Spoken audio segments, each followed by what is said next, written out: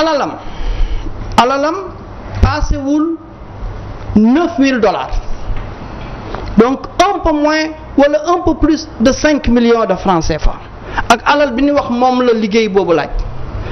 bi ñu yëgee ne maa ngi continuer di def investigation bi au mois de septembre, le 16 septembre si je ne me trompe pas,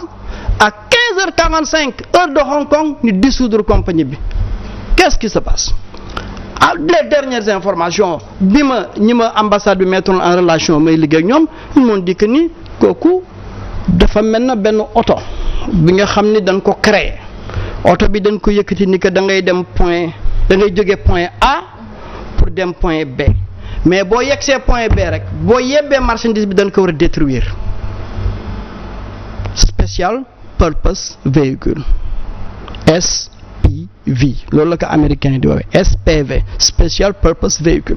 Donc dafay yëkkati marchandise bi mu indi ko point B, dès l'instant que mu yegg point B oto bi dañ ko war a lakk.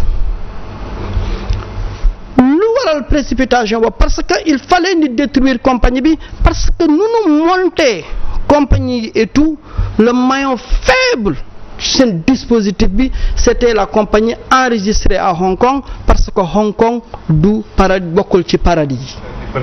waaw donc loolu moom moo doon maillon faible disposition bi, mais bu loolu amul woon le rapport de présentation de Aly Ngouille Ndiaye dafay jàll te benn Sénégalais du xam que ni la compagnie. mais Baba rapport de présentation bi ñëw na mais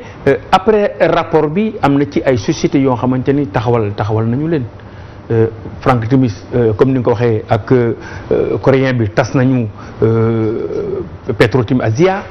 créé nañu Petrotim Limited, jógewaat fa Petrotim Sénégal. En fait la question que tout le monde se pose, lan moo tax problème yooyu yëpp am mais l'État du Sénégal continuer di liggéey ak Frank Timis ba tey tout en sachant que ni xam nañu ni li ñu wax yëpp amul capacité technique bi, amul capacité financière bi et puis mooy loolu. mais loolu moo tax nit ñi di blâmer l'État du Sénégal.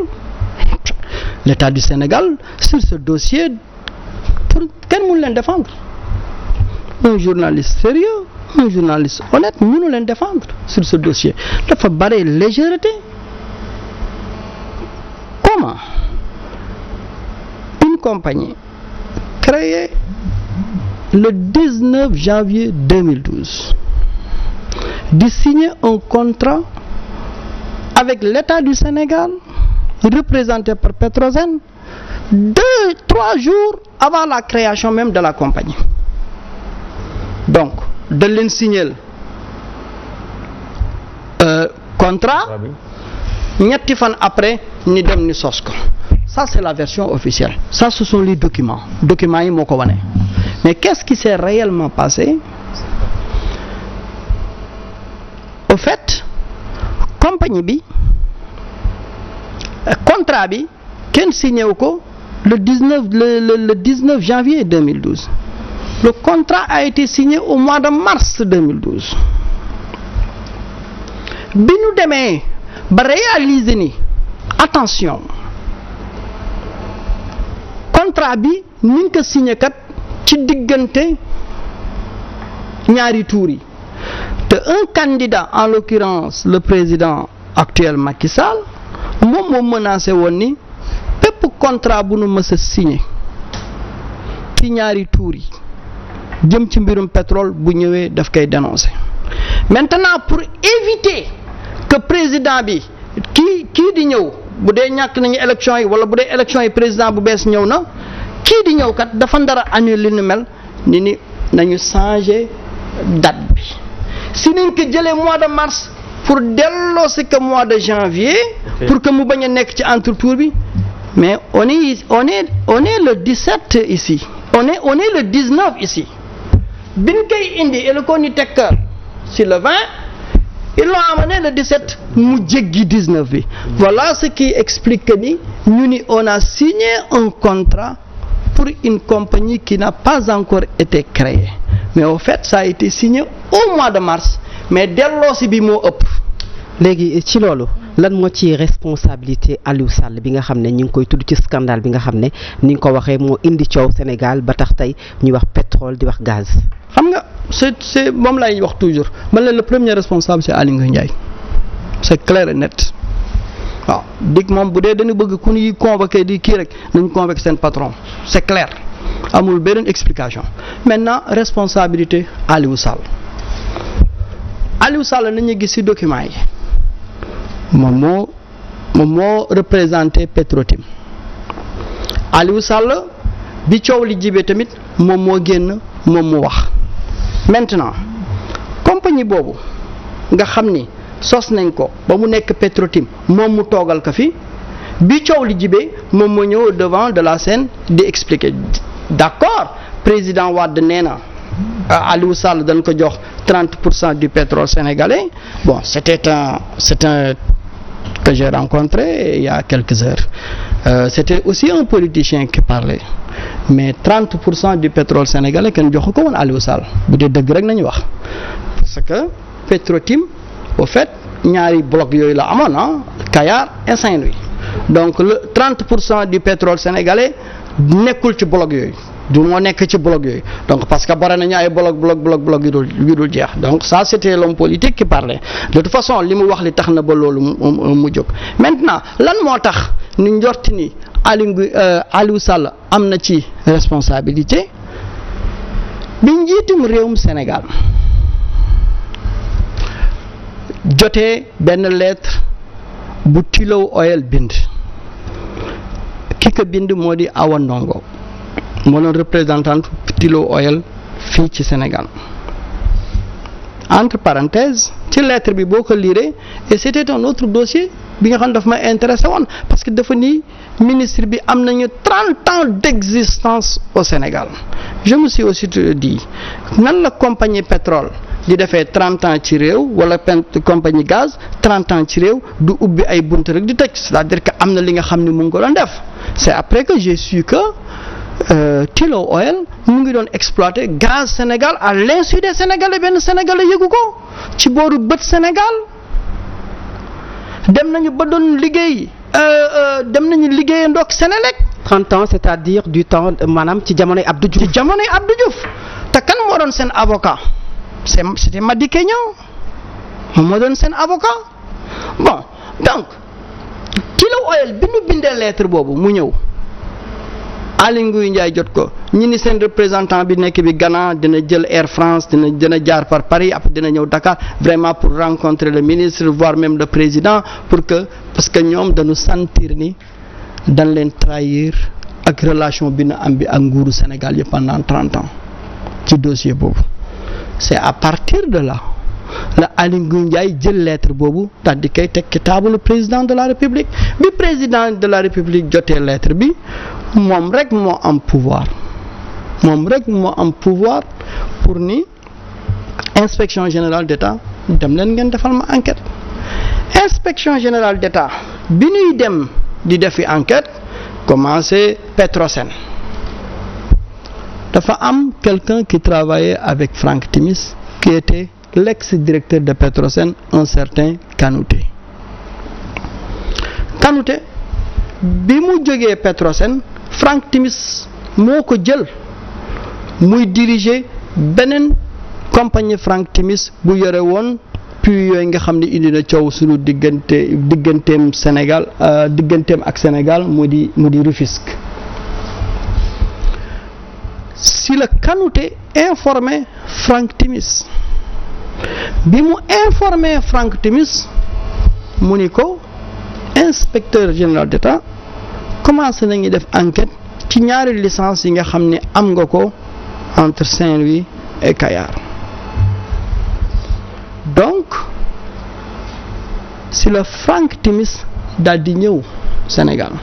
bi mu ñëwee si la rencontré Aliou Sall ça sont des faits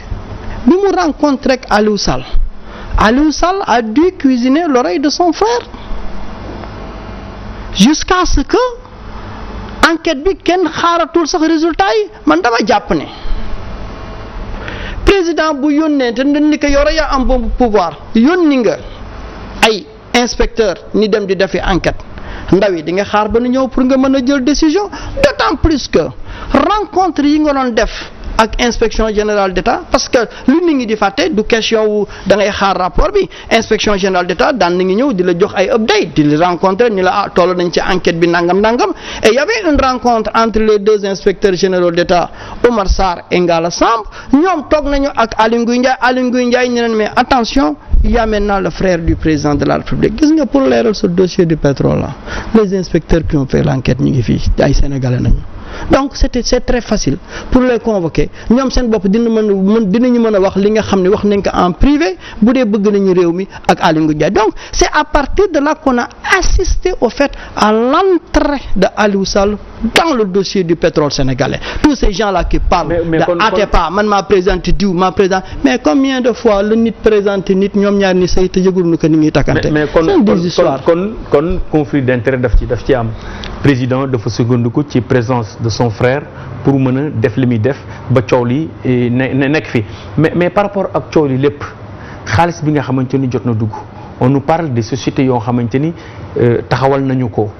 pour masquer yenn affaire Agritrans ci domaine agricole lay yëngatoo moom it lan moo nekk son rôle ba mu mën a encaisser au dos des Sénégalais ci côté pétrole bi ba tey $250 000. waaw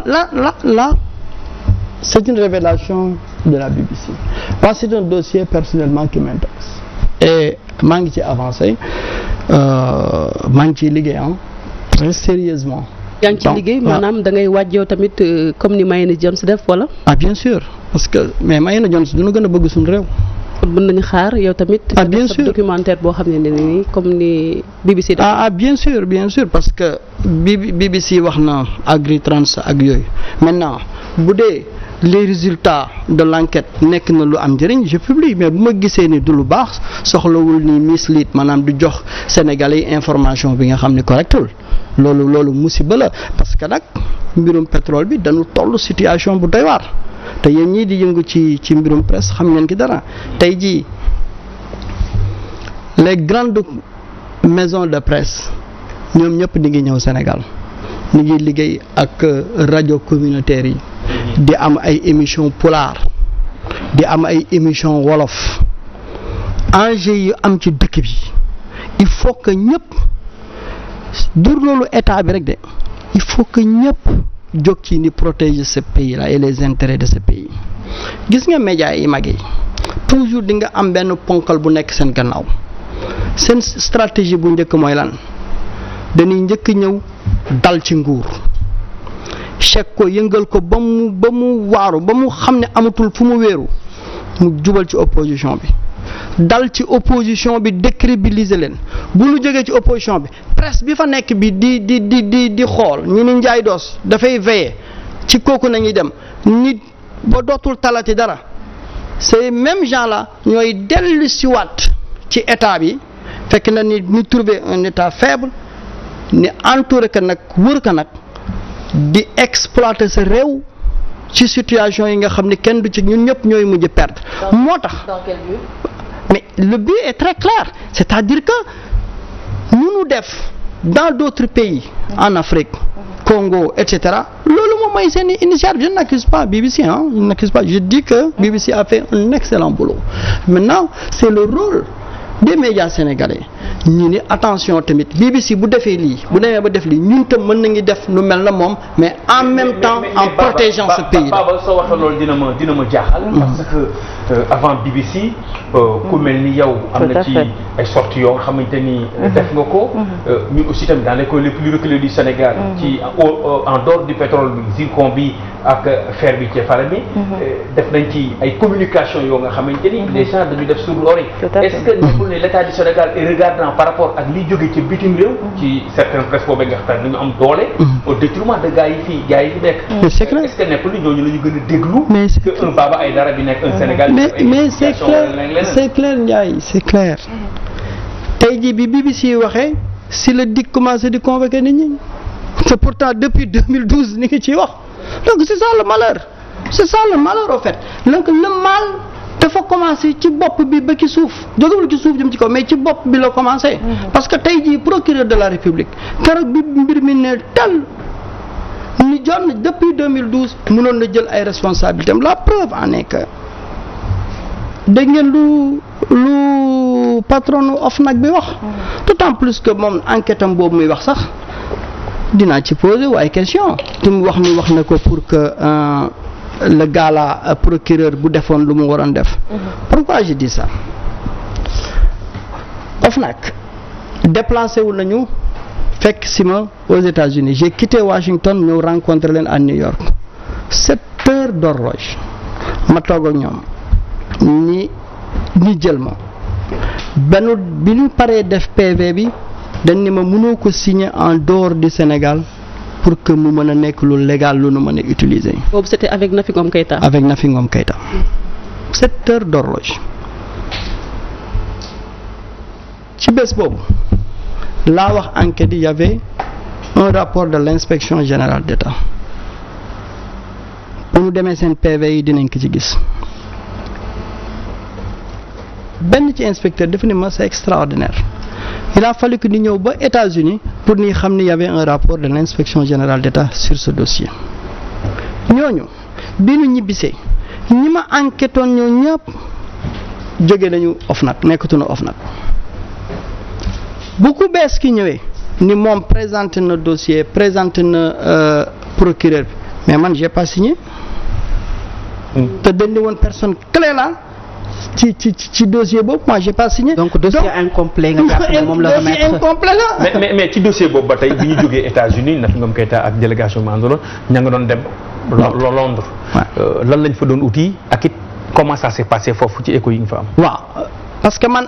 au fait bin ma entendre bon il y avait pas Nafi Ngom Keïta dans la salle il y avait pas numéro 2 bi inspecteur yi parce que numéro 2 bi dafa amoon crise nekkoon foofu mu am crise ni yanu ko yóbbu hôpital elle était partie avec la bonne dame donc yeneen inspecteurs yi ñoom laa fa nekkaloon mais ñooñu bi ñu kee pare dama leen jox ay recommandations ay voies yi nga xam ni mën nañ fa dem comme le NCA bi nekk Londres et cetera ak yooyu parce que man bi ma demee ba sama enquête dafa am fenn fu mu bloqué ndax du ma doon nekkuma woon entité gouvernementale pour ma mën a am accès ci yenn faayal yi bi ma leen contacter ñoom ñoo ma répondre ni ma entité bi dafay nekk organisation reconnue wala organisation gouvernementale pour que nga mën a am yooyu élément c'est à partir de là l'équipe de Nafi Ngom Keïta préparer seen voyage et il paraît que jënd nañ seen billet et tout c'est à partir de là que Nafi Ngom Keïta a été débarqué donc le déplacement qui devait se faire sur Londres n'a pas eu lieu en tout cas dégguma fenn. mais déplacement boobu sur Londres est-ce que nekkul woon lu mënoon a leeral coow li nga xamante ne moom moo am mooy troisième puits bi di Rufisque Offshore par rapport ak BP. Pas Rufisque Offshore parce que Rufisque Offshore c'est totalement un autre sujet c'est entre Total et Timis Corporation mais dina doon apporter beaucoup sur le dossier de Petro-Tim Kayar et Saint-Louis indéniable. Alors Baba sànq ba tey yaa ngi wax Macky Sall Aly Ngouille Ndiaye Aliou Sall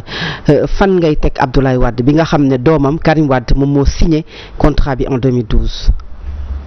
C'est ce que je disais au départ bi ñuy extirper mbir mi di ko indi mu jéggi le 17 ça c'est pas Macky Sall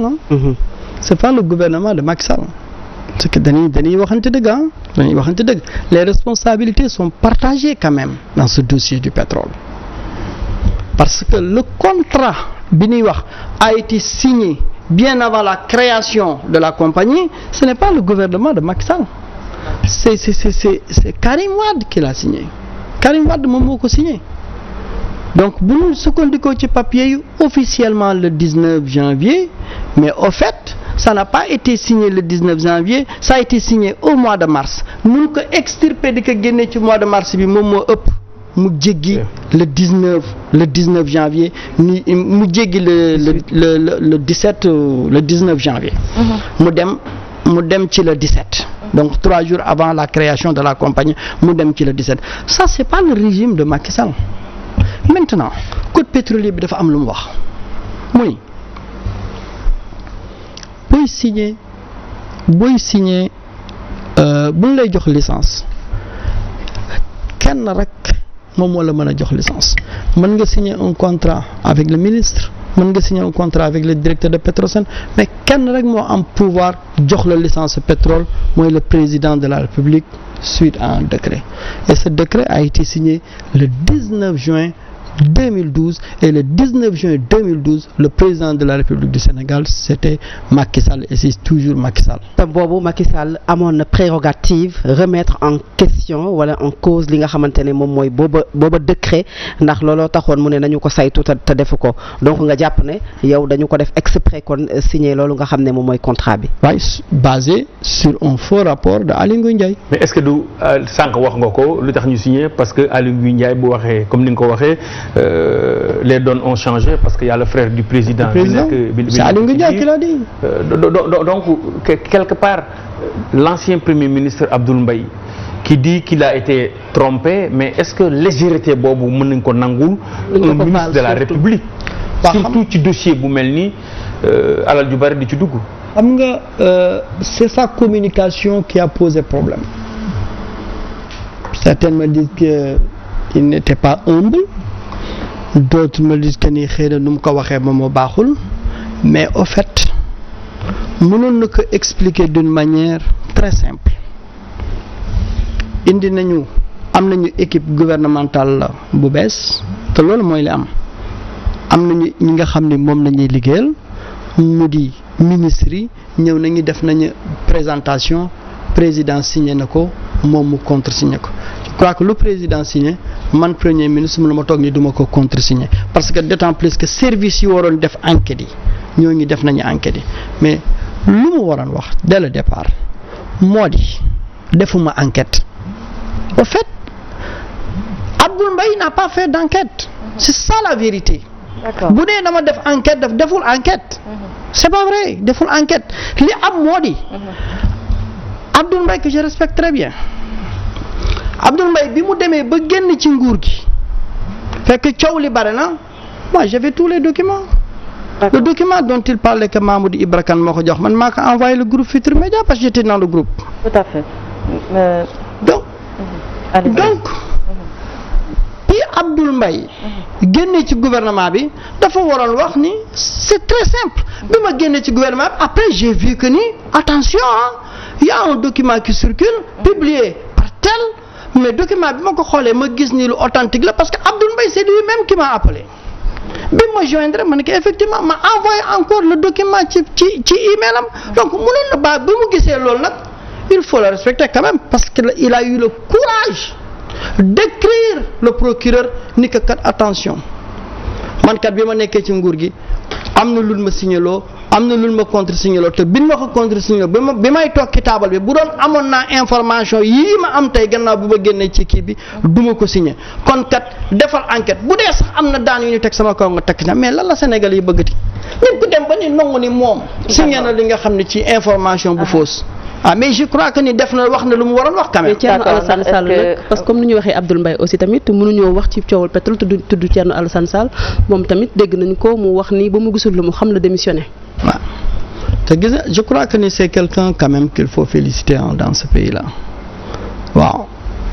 mënoon na toog mënoon na toog parce que man Thierno Alassane Sall dama dégg benn entretien am mu ni suite suma benn entretien avec le journal L'As parce que dañ ko woo ni ko da nga war a ñëw nga démentir Baba Aïdara boobu liiragul sax journal bi mu yeggee bureau la lire mais bi mu liiree journal bi nee na dafa tiit aussitôt la woo ay collaborateurs am mun leen kaay leen mais kii li muy wax nii lii lan la collaborateurs yi nga xam ni nekkoon nañ Petrosen ñuy nekk ay conseillers ci ministère yi ñoo ngi ñëpp amul kenn ku ko ci wax inspection générale d'État entendre na la te pourtant inspection générale d'État entendre na donc il était dans un milieu déjà tellement corrompu ba nga xam ni la bonne information amu ko donc kooku tam bu amee courage ba ni quitté na le gouvernement parce que dañ ko bëggoon def loolu mu deful je crois qu'il faut saluer quand même son courage. donc nag s'il te plaît rek ma eggale question bi ma chérie s'il te plaît parce que dafa may rëcc ci Thierno Alassane Sall surtout lay des léegi nan nga mën a jàngatee démarche am ñu woo ko dik laaj ko xalaatam ci pétrole mu ne amul lu mu wax. c'est que c'est une question maintenant de confiance entre les Sénégalais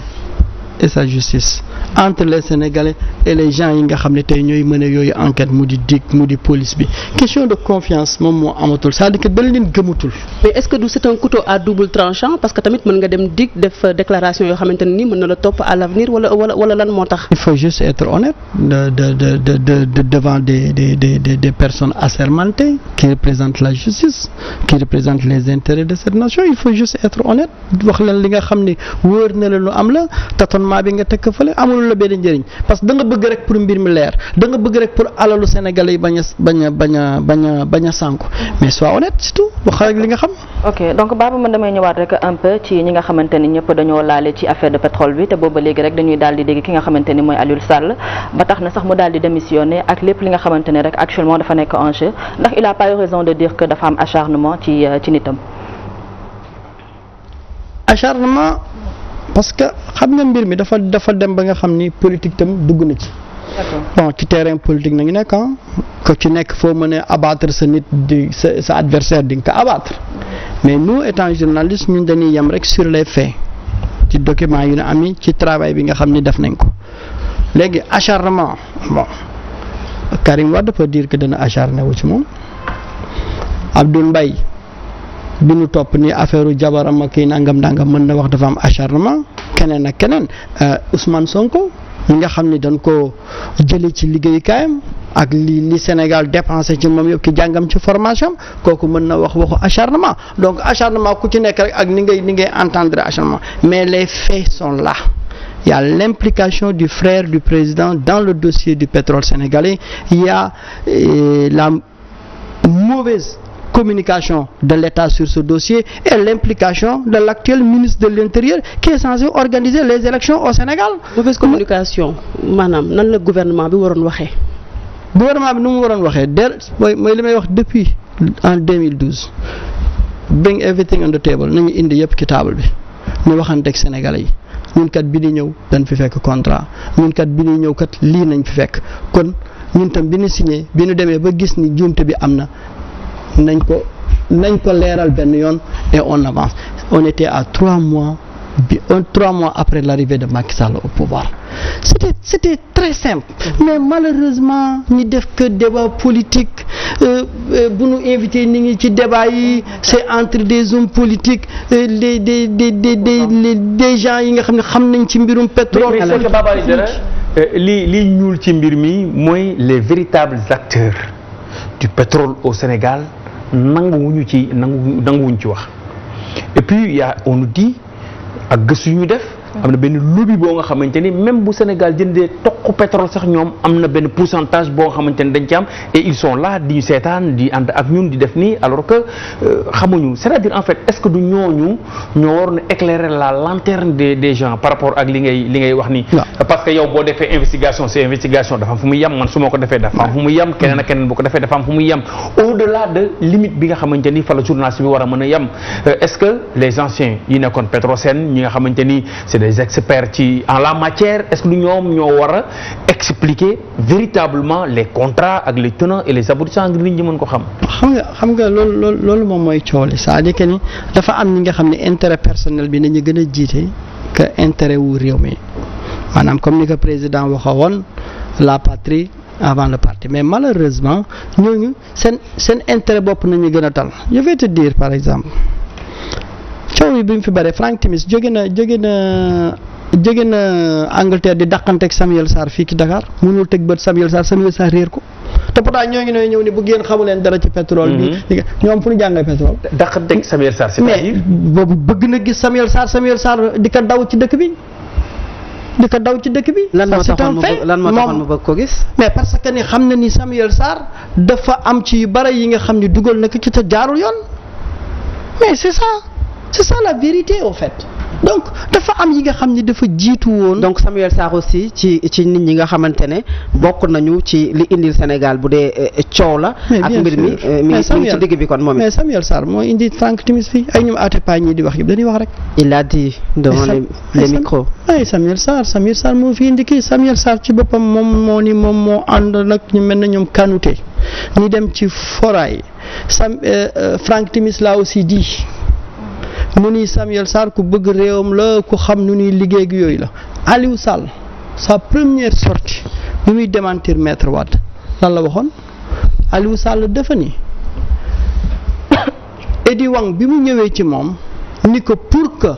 mën ko dafa soxla représentant foofu ci Sénégal ndax am na benn xaritam bi nga xam ne mu ngi yëngu foofu ci Sénégal Franck Timis mais kooku déjà il travaille avec un certain Samuel Sarr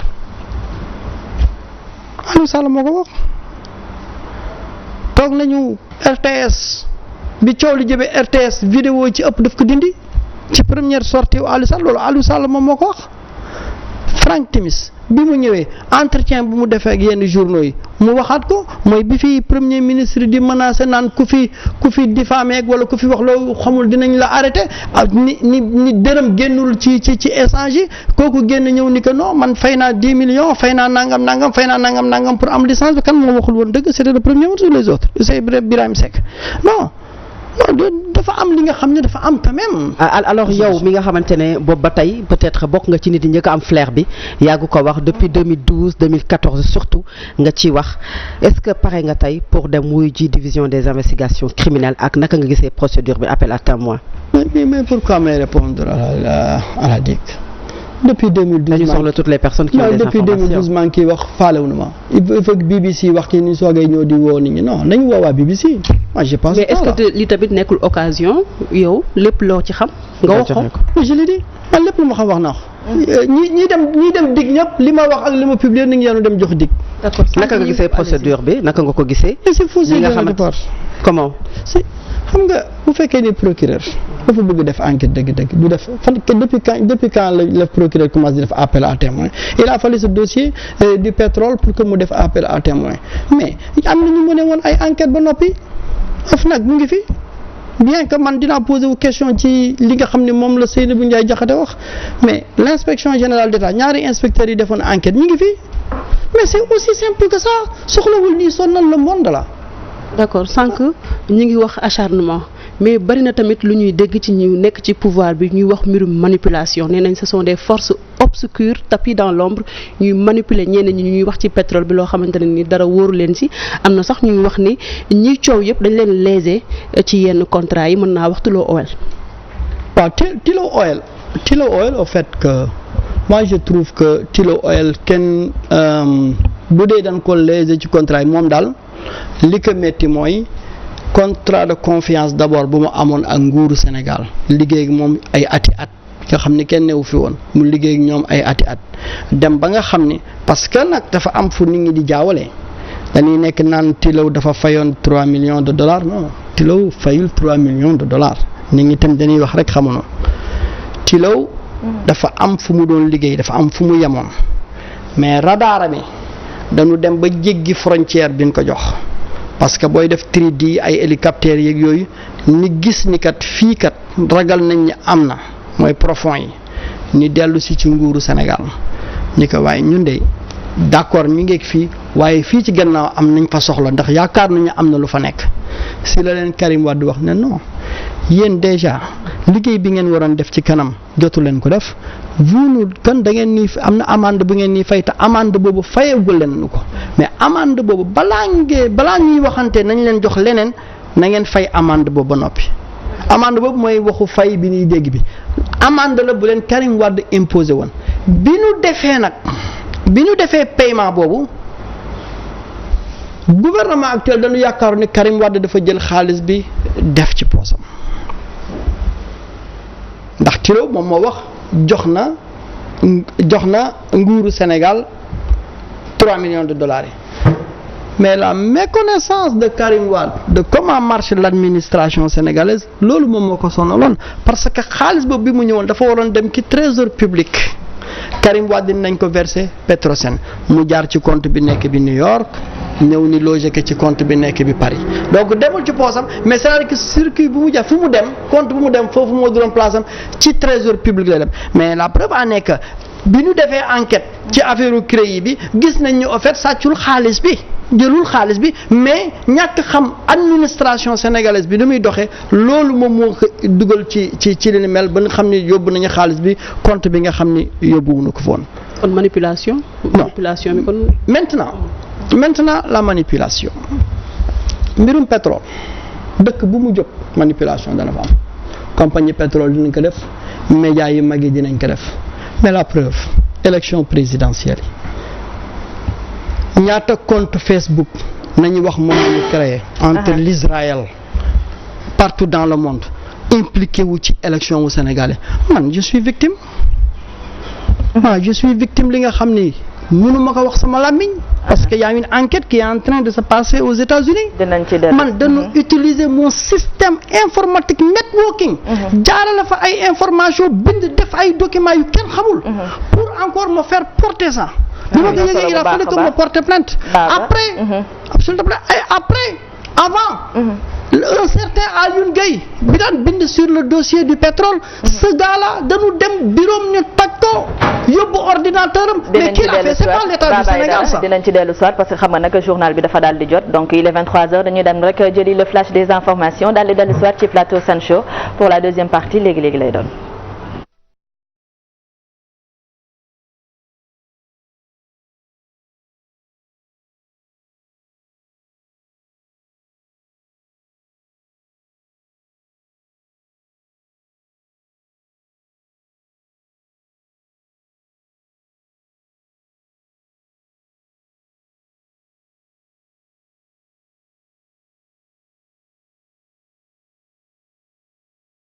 dañuy dugg ci deuxième partie Sen Show di ci ànd ak toujours ak ki nga xamante ni rek mooy Baba Aïdara nekk fi journaliste donc allah di ñuy samp laaj rek tey ci lépp loo xamante ni rek dafa jëm ci lu laal contrat pétrolier yi ndax mën nañ koo négocier waat mu nekk waxtaan bi nga xamante ni tey moom la ñuy sekk ak Baba Aïdara. voilà boobaa la ñuy mais Baba Aïdara fi ma bëgg ñu dugg yow ci ñaareelu partie bi moom moo di nii président Macky Sall en dépit de coow li nga xamante ni am na lépp. am na beneen société bu daggee ca lang nga wax ni dafay ñëw jaajëfal ko ndokkeel président Macky Sall par rapport ak liggéey bi nga xamante ni def na ko ci pétrole. li ci yéeme moo di waa joojee moo raw Franck Timis tam Camerounais la mais loolu c'est un problème mais dafa mel ni le Sénégal moom benn poubelle la rek ku nekk ñëw def lu la neex la noonu naka la gisee loolu. waaw je crois que defoon naa benn sortie ci sama page Facebook sur Eyong. NJ Eyong ni koy woowee ñoog Eyuk Eyong bon moom waa Cameroun la mais États-Unis la nekkoon fa la jàngee ba am diplôme droit am mais ci ay yëfu njublang affaire yu njuuj njaaj si la dugg ba nga xam ni dañ ko mëgg jàpp foofu condamné ko 18 mois sursis ba pare ni ko na génn réew mi donc dañ ko expulsé mu jóge États-Unis ñang Eyuk boobu dafa am ki nga xam ni dafay lëkkaloog moom réellement di liggéey ak moom moo di le fils du président Nguema bu Guinée équatoriale te moom moomu nag ci jaar-jaaram ci Ghana am na ku mu fa doon liggéeyal ki nga xam ne moo ko fa représenté woon kooku banque Ghana yi dem nañu ba def mener enquête gis ni dafa doon setal sax xaalis bu setul blanchiment d'argent ba jot na setal lu ëpp 2 millions de dollars ci 2 millions de dollars sax 1 million de dollars yi jot naa génn Ghana ñu yóbbante ko Guinée équatoriale Afrique du Sud mu am contrat bi nga xam ne am na foofu benn compagnie bu Afrique du Sud am ka Soudan ba coow lu bari jóg ci ni gis ni moom it ma nga woon ca gannaaw kooku am na ay lobbyistes wala ay nit yi nga xam ni nekk nañu autour du président fexe nañu ba kooku am audience ak le président de la République man foofu laa doon méttitloo ma ni ci ñi nga xam ne ñooy conseiller président ñi nga xam ne ñooy wër président balaa ñuy faciliter yooyu mode audience au moins nañu informer njiitu réew mi kii kat paaseem lii ak lii ak lii la surtout ñu ngi toll ci situation bi nga xam ni coowum pétrole bi bare na. waaye nag li tax ma leeral li tax ma la indi laaj bi. moom moo di ni mbaa xam nga ni ci mois d'octobre wala novembre am na yeneen i contrat yoo xamante ni war nañu ko signer. waaw ci laa jëm au fait léegi eyong boobu ñoom seen liggéey moo di par exemple ni jéem a siwal Sénégal bassin sédimentaire bi boo fa ñëwee investir boo fa nangana maintenant ñuy jaay Sénégal. Par contre une partie de la presse sénégalaise mun ko traité ñu ni dafay signer ak nguurum Sénégal Macky Sall dafa leen di jox contrat non du contrat pétrolier. Mais ñooñu dafa mel na ñi nga xam ni dañuy jaay Sénégal parce que dana njëkk wax ni Macky Sall ku transparent la yëf yi dafa am benn trophée maanaam dafa am benn mandarga buñ koy jagleel ni nga ko xëy jox ci mois d'octobre. ci laay wax ni ku mel noonu du kooku moom moo war a ñëw mu ni Macky Sall ku ndax moom dafa transparent wul mais du question dañ ko signer léegi licence su pétrole. est-ce que tey démb ci wàllu ku yoon ak li nga wax war na tere ñu jox eyong li nga xamante ne wala boog ñu méfier wu ci moom.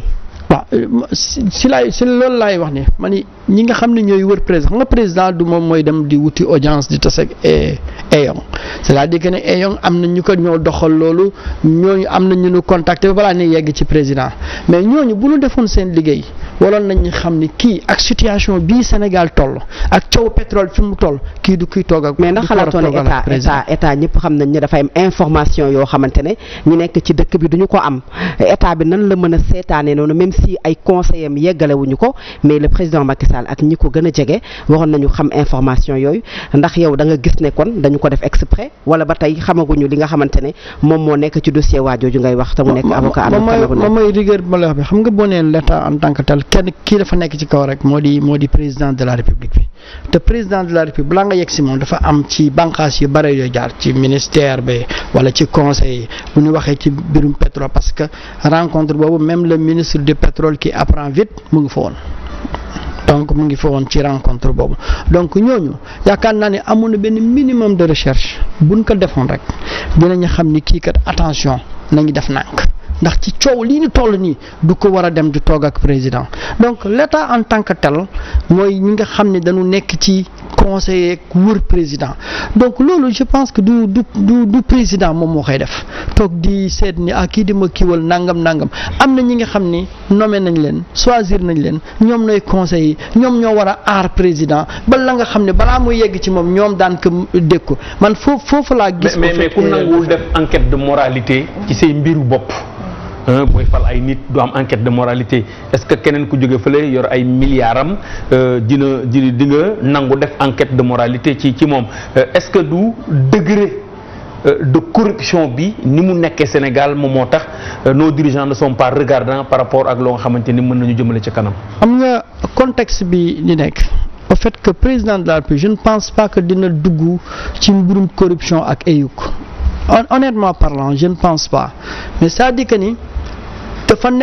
nekk ci contexte bi nga xam ni ñi koy défendre wala ñuy défendre l'État en tant que tel bëgg nañu ki nga xam ni dina ñëw pour jaay président de la République mais malheureusement kii ñëwoon di jaay président moo mënul jaay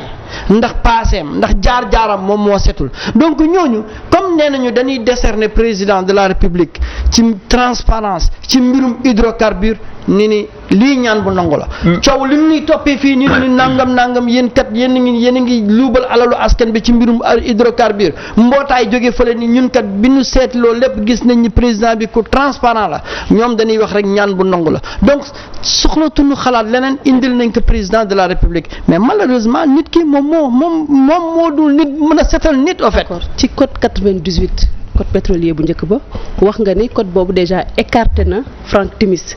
alors defaraat nañ beneen code bu bees assemblée nationale voté nañ ko est-ce que code boobu tamit buñ ci sukkandikoo écarté wul EYOC mi nga xamante ne ni dañuy tudd ci passé boo xamante ne nii rafetul. waaw xam nga code 98 sax bëggul EYOC moom kay amul code bu bëgg ku luubu amul code bu bëgg ku luubu loolu moom lu leer nañ la maintenant da nga indi lu am solo. mooy code bu bees bi nu voté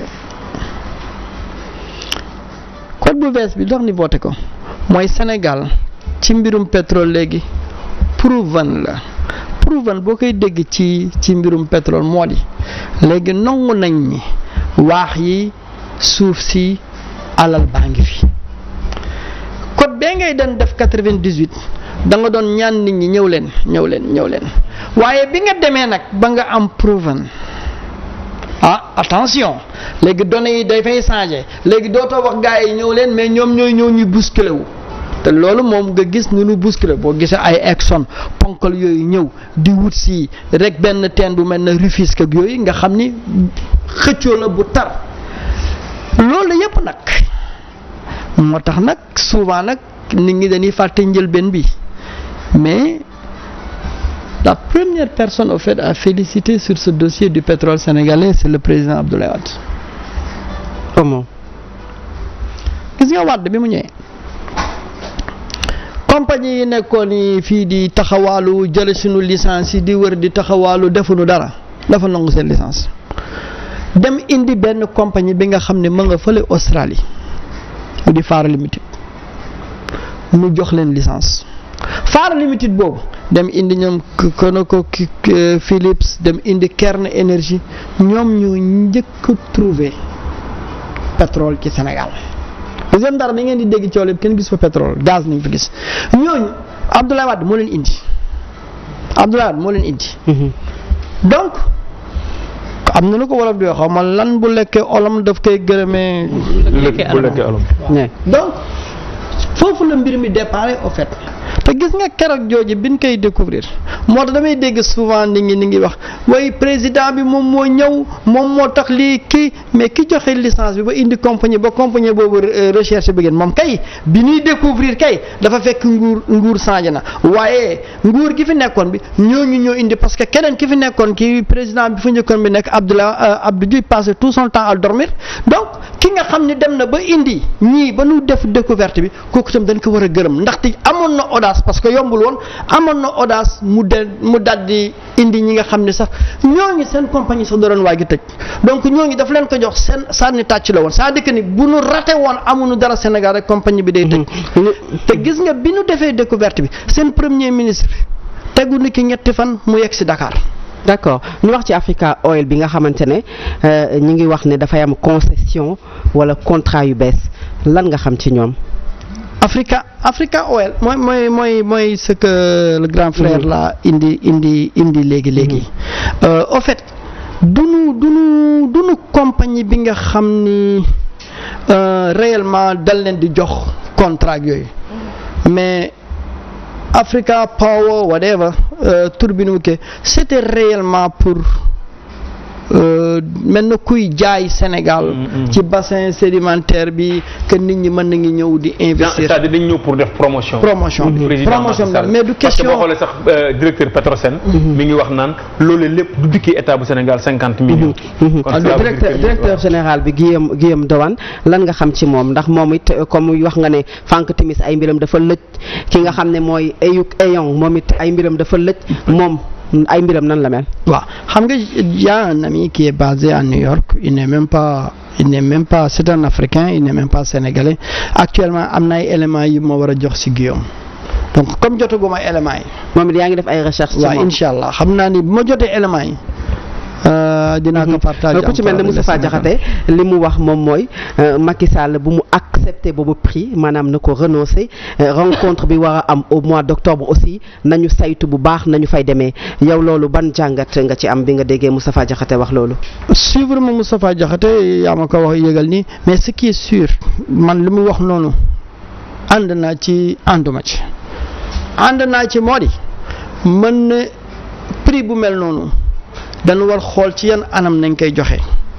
que vraiment mu ni daal moom soxlawul ku koy jaay ci li nga xam ni ñàkk a taxawal sax du ñu wér loolu ci moralité la beneen bi pour mu dem Afrique du Sud pour que Sénégal dem kooku rencontre bu mag la ñun tamit nag suñu pétrole bëgg nañu ku ñëw mu liggéey ci wax dëgg yàlla bëgg nañu ku ñëw parce que àll bi rek mu tëju foofu ci suuf rek amul lu njëriñ déedéet soxla nañu ku nu jaay soxla nañu ku wane sunu ala surtout nag Sénégal dafa neex a jaay Sénégal en ce moment là suufam dafa neex a jaay d'autant plus que mooy kii bi léegi bu bees bi bi noonu moom moo ci am solo loolu nag lu ma métti ci code bu bees bi mooy keroog bi ñuy jël di ko jox français yi amul woon yàkkanti fa waroon dañuy leen ko jox changé gu code pétrolier bi yow lan moo tax ngay changé code pétrolier bi mooy gis ni léegi yow fa nga wane nga ni suuf si am na alal waaw ba nga jóg ni yaa ngi changé code pétrolier bi ndax kii mi kat waaw nga gis am nga nga xam ne tey jii mu nekk lu doy waar dafa am ñaari bloc ya benn bloc dañ fa gis muy diggante Kayar ak Ndar dañ fa gis alalu gaz bu mucc ayib Sangomar ni gis fa alal bu mucc ayib mu nekk bloc adjacent donc bloc boobu am nañ fa yaakaar bu bare kon yow boo demee ba nga xam ne da nga gis ni yow sa suuf proven la balaa ngay jël di joxe place boobu ci code pétrolier bu njëkk bi mais changer le code pétrolier d'autant plus que enclenché nga changement code pétrolier ba pour ñëw ci code pétrolier bu bees bi. kon da nga jàpp ni code pétrolier bu bees bi baax na mais dafa fekk ni béy wéy na mbuus parce que li ñu doon def yëpp def nañ ko ci code bu mujj bële. waaw code bële moom liñ ci def bare na lool surtout nag dafa tombé nag ñu def ay découverte yu bare léegi nag am na ay teen yu des yi nga xam ne dinañ ko joxe ay bloc yu des mu dem ci code pétrolier bu bees bi waaw loolu moom wax dëgg yàlla. mais bloc yooyu ci yan anam lañ ko war a mën a joxe est-ce que dañu war a toog jéem a rectifier le tir par rapport ak contrat yi nga xamante ni renégociation wala luñ ci mën a def ba nga xamante ni coow li ci am dina mën a leer ba noppi ñu soog a am yeneen licence yoo xamante ni dañu ko joxe wala boog itam dañu war a continuer rek ak code bu yees bi distribuer licence yi waxuma sax ci offshore bi mais ci onshore bi surtout parce que onshore bi c'est un véritable problème boo xamante ni am na ci ñu ngi wax onshore ñu ngi wax offshore mais onshore bi am na ci ay licence joxe woon nanguwaat ko ba ñooñu di topp état bu Sénégal. waaw xam loolu moom lu bare la ci mbirum pétrole compagnie pétrole yi topp nguur di topp mbir ba yooyu moom boo demee ci tribunal Paris moom du fa jeex waaw loolu moom lu bare la du Sénégal rek la loolu dal wax dëgg yàlla donc mais quand même ci code pétrolier bu bees bi ci anam yi nga xamee tëgg nañ ko gis nañ ni daal moo tane fuuf la nga xam ne mooy bi fi nekkoon waaye nag la perfection ça c'est Dieu yàlla rek moom moo parfait donc am na toujours ay imperfections yuy am ci code bi man honnêtement liiruma code bu bees bi yëpp parce que vraiment nii la day donc sunu experts yi ñi nga xam ne nañu ñun bu nu wax ñoom ñooy experts yi je crois que ne occasion la ñoom it nii xoolaat code boobu cette imperfection yi ki nekkee ni rek du doon lu parfait mukk mais imperfection bi muy gën di wàññeeku ba nu dem tendance à la perfection moi je trouve que ni ñooñu war nañ ci gën a liggéey ci code pétrolier bu bees bi mu doon rek li nga bu bañ a doon rek li nga xam dañ koy voter rek bàyyi ko noonu mais mu am suivi muy dem ci perfection mais suivi ñu ko war def yow wax nga ni mooy les soi-disant experts noonu naa la mën a tuddee parce que ku ne xam na expert ci pétrole dafa am ay secteurs ay segments yoo xamante ni daf ci nekk mais ñi nga xamante ni ñoom ñoo ëmb ay kuréel yu bees yu ñu fi taxawal mu di COS-Petrogaz ak GESAC yooyu ñooñu c'est des gens yoo nga xamante ni c'est des experts en la matière mais ba fii kenn déggu leen ci ñu décortiquer contrat yi kenn déggu leen ñu mën ñu expliquer type de pétrole yi nga xamante ni ñoom ñoo am gaz beeg nangam ak nangam on a comme l'impression que ni ñoom c'est di benn oui su président de la République waxee ñu ne ok wala boog itam dañ nekk di sauvegarder seen intérêt alors que nous savons que les deux personnes lu ñu jàpp bokk ñoom la mooy Aly Ngouille Ndiaye et le président Macky Sall moom la nit ñi jàpp est-ce que yaakaar nga ni ci loolee lépp war naa mën a leer ak doxalin wi nga xamante ni moom la ñuy doxalee experts yi wax ñu à chaque fois ku mel ni Baba Aïdara ni président la ak nangam ak nangam ñu mel ni day dimee gis def ay gëstu gis ni contrat yi ci kii bu njëkk bële la code bu njëkk bële la lan moo tax ñu def ko ci code bu njëkk bële alors que code bu yees bi moo nañu taxaw ba am yoo xamante ni dañ ko ci def c'est-à-dire nébuleuse yooyu ak précipitation boobu am naka nga ko mën a expliquer. mooy le manque de courage bi may wax bi rek xam nga brebis galeuse am na ci secteur yi ba nu mu amee ci enseignement bi nu mu amee ci police bi nu mu amee ci noonu la amee ci milieu pétrole bi man dama jàpp ni question de courage la que nga xam ni yow réew dafa def yow si sa njàng jaaykatu gerte bi jaaykatu aakara bi di fay juuti yow doo doomu borom alal mu lay jàngal bu lay jàngal ba tey ñi lay woowee expert le minimum mooy nga honnête envers réew moomu envers société boobu ça c'est le minimum donc manque d'honnêteté boobu nag ak manque de courage boobu. lan ngay espérer ci coow leeg wax jeeg depuis bi nga ko daree dénoncé ba tey lan nga ciy xaar. non déjà coow li ni mu amee nii mais c'est excellent c'est excellent au fait gis nga coow li tax na mu arrêté lu bari man dama doon waxanteeg un gars bi bu doon wut ay licence xam naa mu ngi suivre dinañu dégg bëggoon fi indi ay américain waa Gambie la mais kooku bi nu demee ba nga xam ne ñu ngi doon négocier booru Sébikotane ki nga xam ne moo ko doon dox nekk proche famille président de la République mais kooku dafa leen wax non léegi da ngeen def nànk parce que coow li bari na fi surtout nag coow li mu ngi jóge seen benn waaju nekk foofu diwaan la Amérique donc du baax xam nga déjà coow li am na li nga xam ni dana les gens seront beaucoup plus regardants te Sénégalais bi dina gën a yeewu gis nga débat yi ndaw yeeg yooyu nii def yëpp Sénégalais bi dina gën a yeewu dana alal bi am na fi mais alal bi kat saa waay war nañu ba Sénégalais bi dina yeewu mais est-ce que réellement le pétrole les tenants et les aboutissants sénégalais bi xam na ko dafa mel ni le sénégalais dafa jël mbiru pétrole à la légère xamuñu est-ce que yaakaar nga ni sénégalais bi comprendre na carrément li mën a jóge ci pétrole bi ak li mu ko mën a jural ëllëg ak enjeu yeeg yooyu est-ce que sénégalais bi comprendre na non may li soxna si souligné léegi si sunu 400000 xam nga bu fekkee dañu limité alal boobu si sunu 400000 c'est parce que nous-mêmes nous sommes des traîtres. Ah oui. Pourquoi je dis que nous-mêmes nous sommes des traîtres en réclamant ces 400 000? C'est qu'on a oublié nos enfants. On a oublié nos petits-enfants. La génération future. La génération future. C'est beaucoup plus profond que ça. Gis nga Amérique essence nu mu fa chéré ñun daawuñu woon jënde gallon bi $1 mais bi ñu amee problème guerre Irak beeg yooyu gallon yi dañ dem ay $2 $3 station gaz yi rang bi nii la daan feesee Bush dem ba sonn dafa ñëw ci Sénat bi mu ne leen dimbale leen ma gaz bi nekk bi booru Texas bu ñuy jële bi ci xeer yi ni mën ko utiliser pour que ndax essence nu mu cher mais Sénat bi dañ bañ. ok alors sànq. pour la génération future. sànq ñu ngi doon wax ci code pétrolier bi ci yóbbu nañ ko assemblée tëggaat nañ ko defar nañ ko mais am na aussi tamit la loi sur le contenu local ak tamit répartition des ressources nga xam ne président amaloon na ci ay waxtaan fële ca Diamniadio alors tey est-ce que gisoo ni effort am na le fait que rek ñu dugal ci constitution bi que ni léegi si ressources naturelles yi askan wi ñoo ko moom. ah non ça il faut le reconnaître hein président mu ngi def ay effort sur ça. ah non ça il faut le reconnaître moom kay musiba bi jot a jàll kay nañu xamul nu ñu koy rectifier waaye depuis lors ak coow li démarche tendance bi muy jël bi yëpp mu ngi moytu. kon dafa bàyyi ba coow li commencé jur ay contestation moo tax mu góorgóorlu ci kon dafa mel ni kon coow li baax na ci. non coow li moom bu amuloon musiba am te gis nga coow li. Baba ndax tamit coow loolu tamit du menacer Sénégal bi nga xamante ni rek dafa am réputation nekk un pays très stable tey coow loolu tamit ndax du menacer boobu stabilité. waaw moom laa doon xëcc sànq stabilité bi ñun ñëpp ku ci nekk da nga ci am cër du mbirum président de la République rek de ñun ñëpp la presse société civile tout le monde parce que nañu moytu ay forces tapis dans l'ombre ñëw contrôler sunu état